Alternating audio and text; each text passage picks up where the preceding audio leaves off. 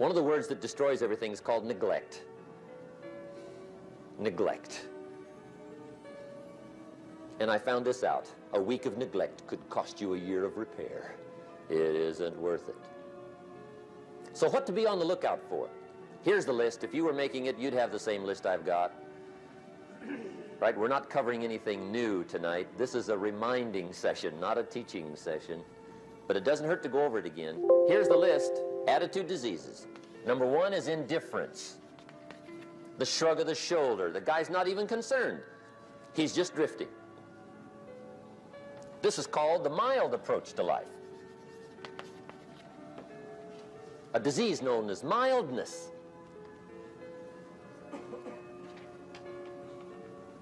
The guy says, well, I can't see getting all that worked up.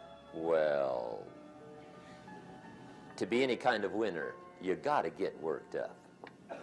There's one problem with drift. You cannot drift to the top of the mountain.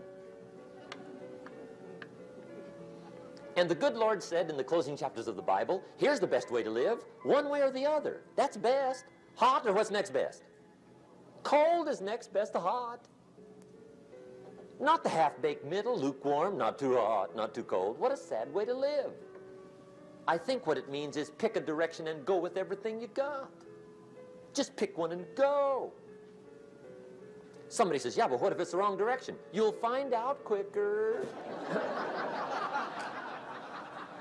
It won't take you 25 years to wake up and say, oh no, I've been walking the wrong road. I told my staff the other day, next best to prosperity is adversity.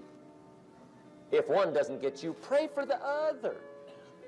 We all do better from one of 2 reasons, inspiration or desperation. And I don't wish anything bad on you tonight, but if you're not inspired, I hope a wagon comes down your rut.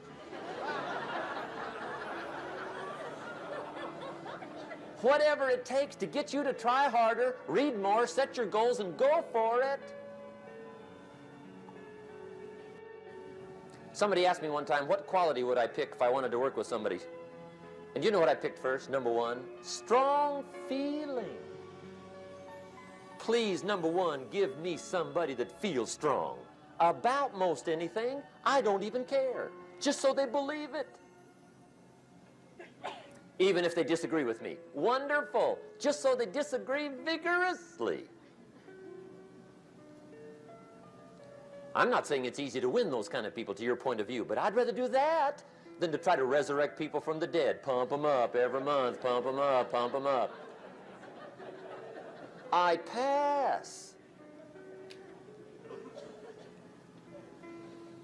The good Lord needs a leader for the early Christians. Remember the early days of the Christians? Not like today. If you were to stand up in the early days and say, I'm a Christian, cut off your head, toss you and your wife in jail, let you rot. I mean, those were ugly days. Being a Christian back then was not called socially acceptable. They didn't have 125,000 in the Los Angeles Coliseum to hear Billy Graham on a Sunday afternoon. Not back in those days. Back in those days when the Christians got in the Coliseum, it was a different story, right? I mean, the word was, stay out of the Coliseum, especially on Sunday. Last Sunday was Lions 33, Christians nothing. See, those were mean, tough struggle days for the Christians. Now, when the days are mean and tough and struggling, you got to have some kind of leader.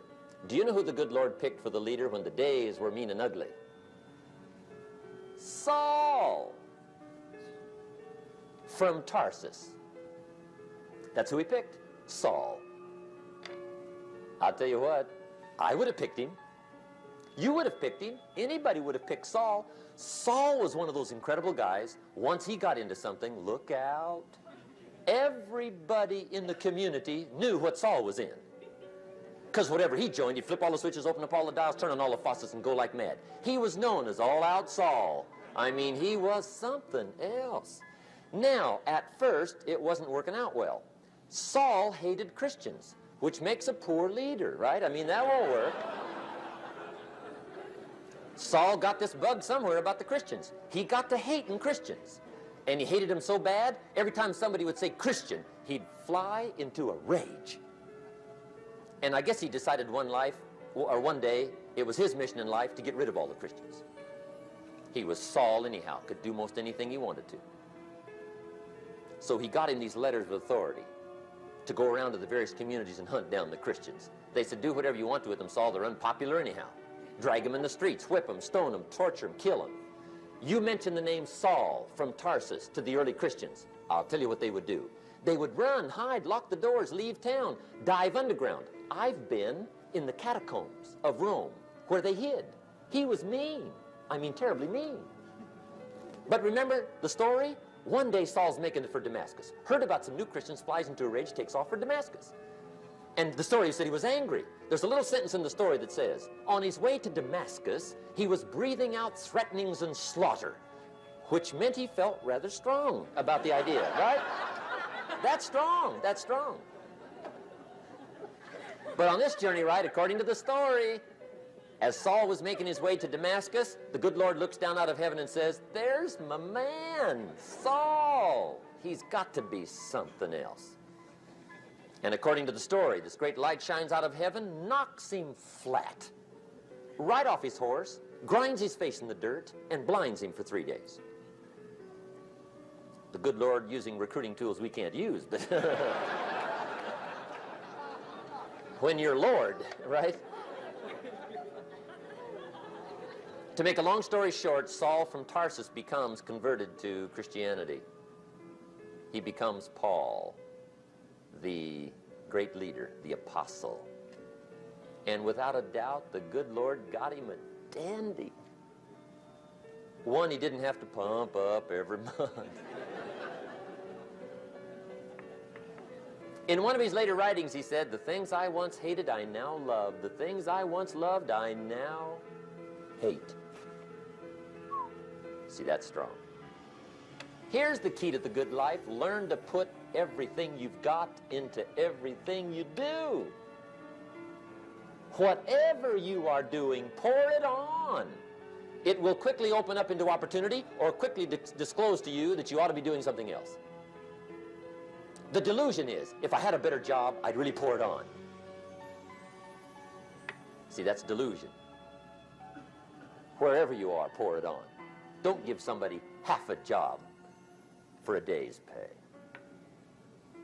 Pour it on. See, that'll help change your life. Get rid of this disease.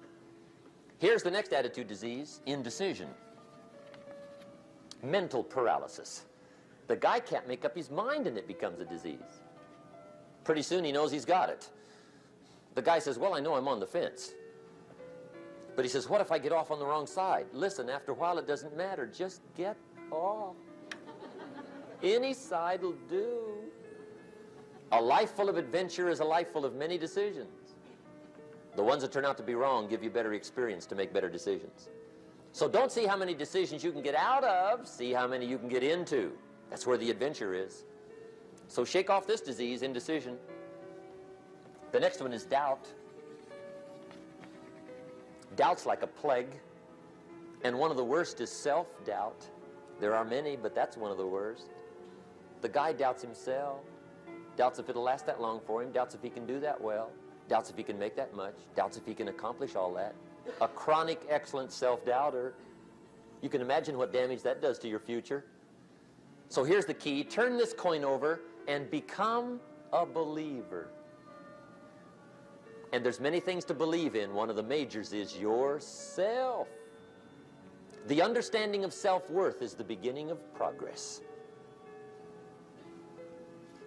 Now, if those three don't get you, this one will. Worry. That's a devastating disease. Worry. Worry causes health problems, social problems, personal problems, family problems. It's devastating. Worry long enough, it'll drop you to your knees. Could reduce you to begging. I know how bad this one is. I used to have it bad. I used to be known as a super worrier. Not a super warrior. No, super worrier. My family wished I'd have been a warrior. I got those years to make up for. But I'll tell you what.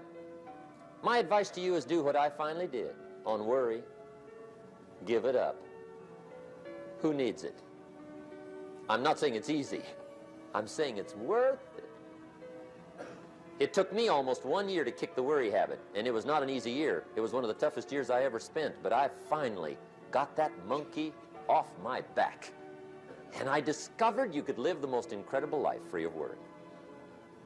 Not free of challenge, not free of difficulty, free of worry. I learned how to do it, and you can. Here's the next attitude disease: over-caution. Some people never will have much. They're too cautious. Now, you can also be too reckless, but you can also be too cautious. This is called the timid approach to life. And my caution was always the risk. Risk used to drive me right up the wall. I used to say, what if this happens? It's called the language of the poor. What if this happens? And on top of that, if this was to happen, look at the fix I'd be in. I better not try. I could always ace myself out. Then I'll tell you what changed my whole life when I finally discovered it's all risky. The minute you were born, it got risky. If you think trying is risky, wait till they hand you the bill for not trying. If you think investing is risky, wait till you get the tab for not investing. See, it's all risky. Getting married is risky. Having children is risky. Going into business is risky. Investing your money is risky. It's all risky. I'll tell you how risky life is. You're not going to get out alive. That's risky. The Englishman says, well, if that's the way it's going to work out, let's give it a go. Right, that's what it's for. Give it a go. Somebody says, yeah, but I'm looking for safety and security. Fine, then huddle in a corner. We'll cover you with a sheet, bring you 3 meals a day. And we'll protect you, feed you, look after you, care for you. We won't let anything happen to you, and you'll probably live to be 100. The guy said, well, yeah, I'd live to be 100. But what a way to live. Right. What a way to live, safe and secure. Don't ask for security. Ask for adventure. Better to live 30 years full of adventure than 100 years safe in the corner. And see, it's not important how long you live. What's important is how you live. Here's the next attitude disease. We're almost through with this motley list. In fact, we're almost through. Hang on. The next one is pessimism. Pessimism, the deadly disease of always looking on the bad side, the problem side, the difficult side, checking all the reasons why it can't be done. The poor pessimist leads an ugly life. He doesn't try to figure out what's right. He tries to figure out what's wrong. He doesn't look for virtue. He looks for faults. And when he finds them, he's delighted. How ugly. This is the poor guy looks through the window, doesn't see the sunset. He sees the specks on the window.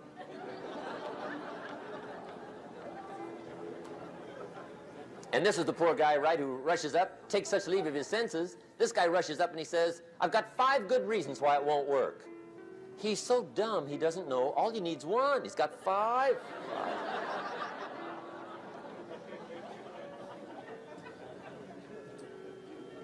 To the pessimist, the glass is always half empty. To the optimist, the glass is half full. Why would the same measure affect people 2 different ways? Answer, it all depends on how you look at it. Our lives are mostly affected by the way we think things are, not the way they are. The way we think they are affects us most.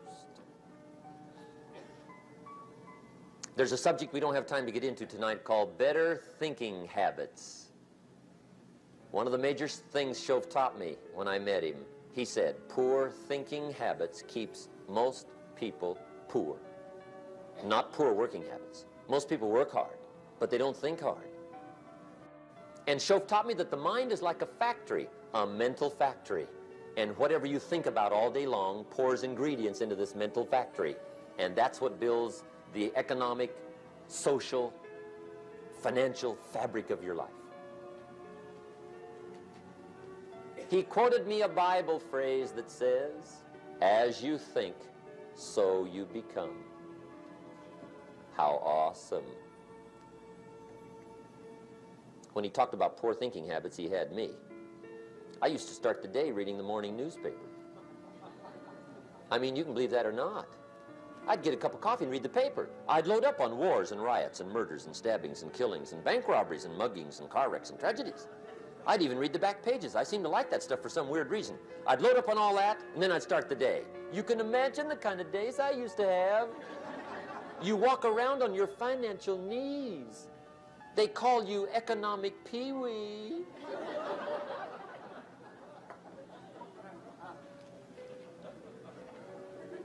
The guy says, "I want to be a great leader." Wonderful. The first thing we do is follow him to his house. When we get there, we walk in and check his library, number one. Somebody says, "Well, why check his library?" The reason is because what a man reads pours massive ingredients into his mental factory, and the fabric of his life is built from those ingredients. You would not believe what some people have got in their house to read. You would not believe. One of the best dressed up words I know for a lot of it is trash. Can you imagine dumping a barrel of trash into this mental factory every day and coming out with a rich, dynamic, positive life? It can't be done. You might as well try making a cake with cement. The kids back in Danbury, Connecticut, high school, they're asking me questions one day. I'm talking to the kids. Kids got good questions these days.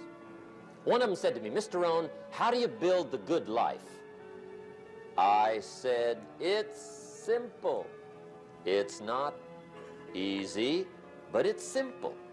Here's how you build anything. Select the right ingredients, keep out the wrong ingredients, and it starts with thought.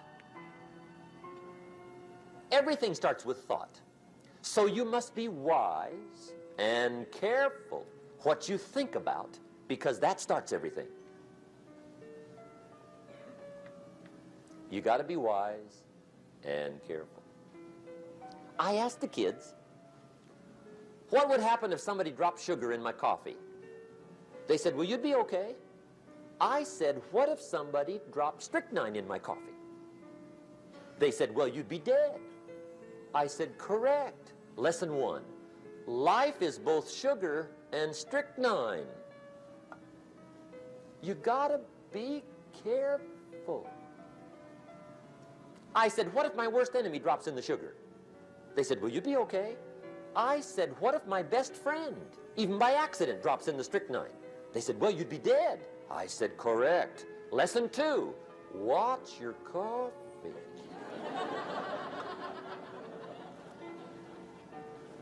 You got to be careful. See, it doesn't matter who hands you the bad stuff. It doesn't matter where you get the bad stuff. It'll still do its damage on your bank account, wherever you get it. Mr. Schoaf gave me one of the greatest phrases when I first met him, when he said, "Jim, every day stand guard at the door of your mind." How important. Stand guard at the door of your mind. And you decide what goes into your mental factory. Don't let anybody just dump anything they want to in your mental factory, because you've got to live with the results. Okay, here's the last disease, and we're through with this list. In fact, we're almost through. Hang on. The last subject is very brief. The last disease, but this one is deadly. Engage in this one, indulge in it even slightly, and you might as well forget the future, because it's going to forget you. Complaining, crying, whining, griping, a Bible word called murmuring. See, that'll ace your future. Spend 5 minutes complaining, and you have wasted 5. And you may have begun what's known as economic cancer of the bone. Surely they will soon haul you off into a financial desert and there let you choke on the dust of your own regret. I hope I said that well, so you won't forget. It's a deadly disease. If you don't think it's bad, ask the children of Israel of Old Testament fame. Typical of us all, their story just happened to get in the book. Story says, children of Israel were slaves. God performed a series of dazzling miracles and got them out. And now they're heading for the promised land. Remember the story? Heading for the promised land. Tragedy of the story, they never got there. Reason. From day one, they started to complain. They griped about the water. They griped about the weather. They whined and cried and griped about the food. They griped about the leadership. They whined and cried because it was too far, too cold, too hot, too difficult, too miserable. I mean, they whined and cried for years. Finally, God said, I've had it, trip canceled. Or something like that. The story says they died in the desert, never got to the promised land. Which I think means two things. Indulge in this long enough, you get your future canceled. And I guess it also means even God himself can only take so much.